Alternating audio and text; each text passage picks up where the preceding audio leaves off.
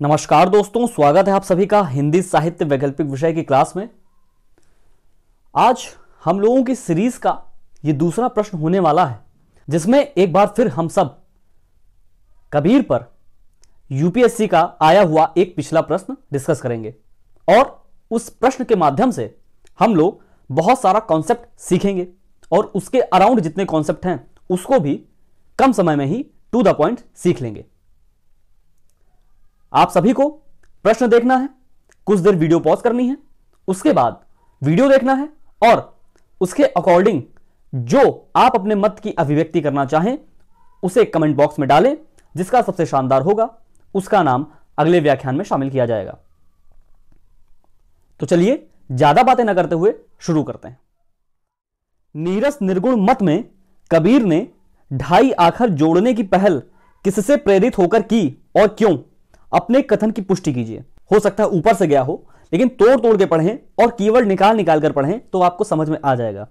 नीरस निर्गुण मत, ये दो कीवर्ड आपके लिए मिल गए, एक नीरस एक निर्गुण मत में कबीर ने ढाई आखर जोड़ने की पहल। ढाई आखर ये तीसरा कीवर्ड आपको मिला। जोड़ने की पहल किससे प्रेरित होकर की, ये चौथा कीवर्ड मिला कि उन्होंने नीरस निर्गुण मत में ये ढाई आखर क्या जोड़ा। ये ढाई आखर क्या है पहले ये समझें, उसके बाद ये पहल किससे प्रेरित होकर की और पांचवा कीवर्ड है क्यों। तो 5 पार्ट हम लोगों को डिस्कस करेंगे, तब जाके ये पूरा प्रश्न का पोस्टमार्टम हो पाएगा। मैंने आपको एक बार जब भक्ति पढ़ा रहा था तो उसमें आपको बताया था कि जो अद्वैतवाद का रास्ता है जिसमें ज्ञान मार्ग की बात की जाती है, अद्वैतवाद के दर्शन में ज्ञान मार्ग की वकालत की जाती है कि अगर आपको परब्रह्म की प्राप्ति करनी है तो आपको ज्ञान मार्ग पर चलना पड़ेगा। आपको एक बार रिवाइज करना है तो ये वाला वीडियो फिर से देखिए, ठीक है। तो उसमें मैंने आपको बताया था कि जो ज्ञान मार्ग का रास्ता है ये कैसा है, ये नीरस रास्ता है। ये कैसा रास्ता है, ये नीरस रास्ता है। इसमें मजा नहीं आता, इसमें आनंद की प्राप्ति नहीं होती, ठीक है। इसमें आप भगवान का आलंबन नहीं कर सकते, भगवान से प्रेम नहीं कर सकते, ईश्वर से प्रेम नहीं जता सकते। तो ये रास्ता कैसा है, नीरस रास्ता है। और इसको जो पब्लिक होगी वो तो मान नहीं पाएगी, इसलिए ज्ञान मार्गी आंदोलन तो हुआ नहीं। आंदोलन हुआ कौन सा, भक्ति आंदोलन। क्योंकि जो भक्ति का रास्ता है वो सर्वजन सुलभ है, आसान है, मजेदार है, आनंददायक है, ठीक है। आप अगर कबीर का बैकग्राउंड देखेंगे तो कबीर नाथ पंथ से जुड़े थे, नाथ पंथ से जुड़े थे, ठीक है, जिसमें हमारे उत्तर प्रदेश के मुख्यमंत्री जी भी हैं। तो कबीर दास नाथ पंथ से जुड़े थे, नाथ पंथ के अनुयायी थे। नाथ पंथ में मैंने आपको बताया कि कठिन साधना की बात की जाती है, निवृत्ति मार्गी रास्ता है नाथ पंथ। मतलब हमें ये जो काम वासनाएं हैं इनको छोड़ देना है। सिद्ध वाला रास्ता क्या था, प्रवृत्ति मार्गी, मतलब काम वासनाओं को इतना कर डालो कि फिर आदत ना लगे। और नाथ वाला रास्ता क्या है, नाथ पंथ का रास्ता क्या है कि आपको काम वासना छोड़ देनी है, काम वासना से बच के निकलना है। ये सब हमारे मोक्ष के मार्ग में बाधा है, ये सब हमारे ईश्वर प्राप्ति के मार्ग में बाधा है। स्पष्ट हो रही है बात। तो कबीर दास जी नाथ पंथ के अनुयायी थे और यह रास्ता निवृत्ति मार्गी है, ठीक है। इसलिए इसमें बहुत कठिन साधनाएं करनी पड़ती हैं परब्रह्म को प्राप्त करने के लिए, ईश्वर को प्राप्त करने के लिए। वो रास्ता कौन कौन सा है, हठ योग का रास्ता। हठ योग का रास्ता मैंने आपको पिछली क्लास में भी डिस्कस किया था। व्हाट इज हठ योग।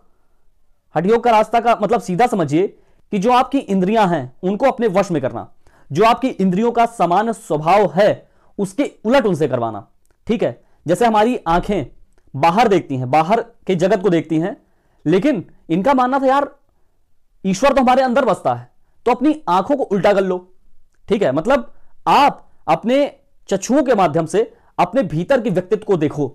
तो यह है इंद्रियों के सामान्य स्वभाव को उल्टा कर लेना, उसके विपरीत कार्य कराना। स्पष्ट हो रही बात। तो आप देख रहे हैं ना कितनी कठिन साधना है। इसमें हठ योग करना पड़ता है, ठीक है, खेचरी मुद्रा करनी पड़ती है, पेड़ से उल्टा लटकना पड़ता है, ठीक है, षट चक्र भेदन की क्रिया होती है। तो यह सब कबीर दास जी ने किया था और उन्होंने यह मार्ग चुना था। उन्हें यह लगा था कि यह मार्ग जब हम चुनेंगे और ऐसा ऐसा कार्य करेंगे तब जाके जो हमारी कुंडलिनी है वो महाकुंडलिनी से मिल जाएगी और उसके बाद मैं परम तत्व में विलीन हो जाऊंगा, ठीक है। कुंडलिनी का मतलब जो हमारी चेतना है और महाकुंडलिनी जो इस पूरे ब्रह्मांड में व्याप्त चेतना है वो होती महाकुंडलिनी। तो उससे हमारी कुंडलिनी का मिलन हो जाएगा, तब जाके मैं परब्रह्म की प्राप्ति कर पाऊंगा। लेकिन कबीर दास ने देखा और माना जाता है कि कबीर दास उस स्टेज पर पहुंच गए थे, लेकिन उस स्टेज पर पहुंचने के बाद अचानक से क्या हुआ कि उनका भ्रम टूटा और वो फिर से उसी कंडीशन में आ गए। आप समझ रहे हैं कि कबीर दास ने इतनी मेहनत की, इतनी कठिन साधना की, इतनी घोर तपस्या की, लेकिन उसके बावजूद उनको वो रिजल्ट हासिल नहीं हुआ, उनको वो रिजल्ट हासिल नहीं हुआ। इसलिए आप बताइए, इतना मेहनत किया और उसी मार्ग पर चले, लेकिन वो रिजल्ट जब हासिल नहीं होगा तो व्यक्ति इससे क्षुब्ध हो जाएगा ना, व्यक्ति इससे क्रोधित हो जाएगा ना, बिल्कुल क्रोधित हो जाएगा।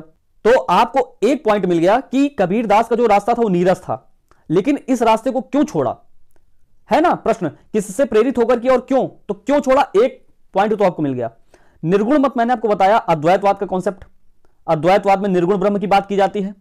अद्वैतवाद का रास्ता क्या है, ज्ञान मार्गी, लेकिन कबीर दास ने इस ब्रह्म को पाने के लिए ज्ञान मार्ग को छोड़ा। कौन सा मार्ग अपनाया, भक्ति मार्ग। कौन सा मार्ग अपनाया, भक्ति मार्ग को अपनाया। ठीक है, ज्ञान मार्ग को छोड़ा, भक्ति मार्ग को अपनाया। इन्होंने अपने गुरु से नाम लिया राम का, रामानंद से नाम लिया राम का, लेकिन वो सगुण राम थे, लेकिन इन्होंने अपनाया कौन सा, निर्गुण राम। लेकिन जब बात आई अद्वैतवाद के रास्ता ज्ञान मार्ग पर चलने की, तब उन्होंने कहा भैया देखो हम पहले ही इतनी तपस्या कर चुके हैं, मिलना मिलना कुछ है नहीं, ज्ञान मार्ग पर नहीं चलेंगे, भक्ति मार्ग पर चलेंगे। तो अब आपको समझ में आ गया, नीरस निर्गुण मत में कबीर ने ढाई आखर। अब ये ढाई आखर क्या है, ढाई आखर का मतलब है प्रेम। आपने कबीर दास जी का वो पद सुना होगा कि पोथी पढ़ पढ़ जग मुआ, पंडित भया ना कोई, ढाई आखर प्रेम का पढ़े सो पंडित होए। तो ये ढाई आखर प्रेम की बात कर रहे हैं। तो आप देख रहे हैं ना, नीरस निर्गुण मत में कबीर दास ने प्रेम की बात क्यों की। प्रश्न का मतलब यह है कि नीरस निर्गुण मत में कबीर दास ने प्रेम की वकालत किससे प्रेरित होकर की और क्यों। तो अभी देखना किससे किससे प्रेरणा प्राप्त कर रहे हैं कबीर दास, क्योंकि उस समय में बहुत सारे मत चल रहे हैं, बहुत सारे दर्शन चल रहे हैं, बहुत सारी साधना प्रक्रिया चल रही है, और कुछ ना कुछ मतों का प्रभाव कबीर दास पर भी होगा। ठीक है, तो किससे प्रेरित होकर की और क्यों, तो पहले हम क्यों पर डिस्कस कर लेते हैं। तो मैंने आपको बताया कि इस रास्ते, जिस रास्ते पर वो चले थे, नीरस वाले रास्ते पर चले थे, उससे कबीर दास जी को कुछ हासिल नहीं हुआ, और उसके बाद वो डंके की चोट पर इस मार्ग को छोड़ते हैं और कहते हैं कि गगना पबना दोनों बिन से कहां गया जोग तुम्हारा। मतलब तुम्हारे जोग से, तुम्हारे इस योग से, इस योग मार्ग से, इस ज्ञान मार्ग से कुछ हुआ ही नहीं यार, मुझे तो कुछ नहीं हासिल हुआ, मैं छोड़ रहा हूं तुम्हारे योग मार्ग को। और निर्गुण राम की बात कबीर दास करते ही थे पहले कि निर्गुण राम जपो रे भाई, मैं निर्गुण राम की जप करता हूं, मैं निर्गुण राम की आराधना करता हूं। दशरथ सुत तिहु लोक बखाना, राम नाम का मरम नाना। जो राम को कहते हैं कि वो दशरथ पुत्र थे, उनको सही राम का मतलब नहीं पता है।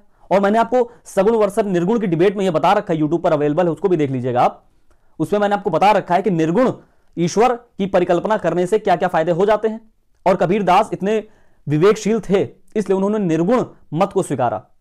ठीक है, तो इनका शुरुआती कंसेप्ट क्या था कि नीरस निर्गुण मत को स्वीकार कर चल रहे थे, लेकिन बाद में इसमें क्या जोड़ा, प्रेम जोड़ा, ढाई आखर प्रेम की बात की। आप देखते हैं कि यह पहल किससे प्रेरित होकर की और क्यों। क्यों का पहली बात तो कंसेप्ट यही आ गया कि जिस साधना प्रक्रिया में वो लगे हुए थे, उससे मन चाहे फल की प्राप्ति नहीं हुई और उससे क्षुब्ध होकर उसको छोड़ा। और जो भक्ति का मार्ग था वो आसान था, वो आनंददायक था। समझ रहे हैं, तो ये दो पॉइंट हो गया क्यों। अब किससे प्रेरित होकर की, किससे प्रेरित होकर की, एक तो स्वयं का अनुभव से, स्वयं का अनुभव जो उन्हें मिला पहले, उससे प्रेरित होकर की कि हाँ यार इस भक्ति मार्ग में तो बड़ा आनंद आ रहा है। तो जो स्वयं का अनुभव था उससे वो प्रेरणा मिली उनको। और दूसरा, सूफियों से प्रेरणा मिली, सूफियों से। ठीक है, सूफी लोग क्या लेकर आ रहे हैं, भावनात्मक रहस्यवाद लेकर आ रहे हैं ना। सूफी लोग भावनात्मक रहस्यवाद लेकर आ रहे हैं, और इस भावनात्मक रहस्यवाद में वो खुदा से एक हो जाना चाहते हैं, और ये खुदा से प्रेम करते हैं, खुदा से प्रेम का आलंबन करते हैं। तो कबीर दास को तो ये मार्ग बड़ा आनंद वाला लगा, कबीर दास को कंसेप्ट बड़ा मजेदार लगा कि हां यहां प्रेम की बात हो रही है। तो कबीर दास पहले अनुयायी थे साधनात्मक रहस्यवाद की, मतलब कठोर साधना, कठोर तप, लेकिन उसको छोड़कर वो भावनात्मक रहस्यवाद के रास्ते की तरफ चले और उन्होंने भावनात्मक रहस्यवाद को अपनाया।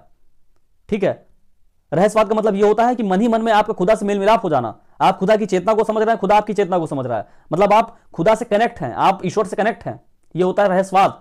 और जब साधनात्मक रहस्यवाद मतलब कठोर साधना के बल पर आप कनेक्ट हैं, या भावनात्मक रहस्यवाद मतलब मन ही मन के भीतर अपनी भावना के द्वारा ईश्वर से जब कनेक्ट हैं, तो ये हो गया भावनात्मक रहस्यवाद। और कबीर दास ने कठिन साधना कर चुके थे, उनको अनुभव मिल चुका था कि इससे कुछ होने वाला है नहीं, इसलिए मैं भावनात्मक रहस्यवाद के मार्ग को चुनूंगा। और ये भावनात्मक रहस्यवाद का मार्ग कहां से लिया, सूफियों से लिया। तो सूफियों से प्रेरणा प्राप्त की उन्होंने, और तब जाकर उन्होंने ये ढाई आखर प्रेम जोड़ा नीरस निर्गुण मत में। और तीसरी प्रेरणा उनको मिली वैष्णव मत से। वैष्णव मत से, वैष्णव मत में नवधा भक्ति है ना, नवधा भक्ति है, भक्ति के 9 प्रकार माने गए हैं। मतलब आप ईश्वर से किसी भी तरीके से प्रेम कर सकते हैं। आप ईश्वर से दास्य भाव से प्रेम कर सकते हैं, आप ईश्वर से सख्य भाव से प्रेम कर सकते हैं, जैसा कि सुदामा ने किया कृष्ण से।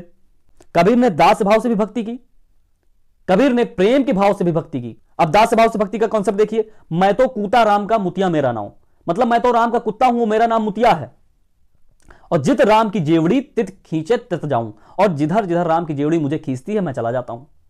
तो यह हो गया दास भाव, ठीक है, मतलब अपने आप को ईश्वर का दास समझ लेना। और इन्होंने अपने आप को दास समझ लिया था राम जी का। जो बिछुड़े हैं प्यारे से, भटकते दर बदर फिरते, हमारा यार है हमें हमन को इंतजारी किया। कबीरदास की बहुत ही शानदार गजल है, इसको आप सुन सकते हैं।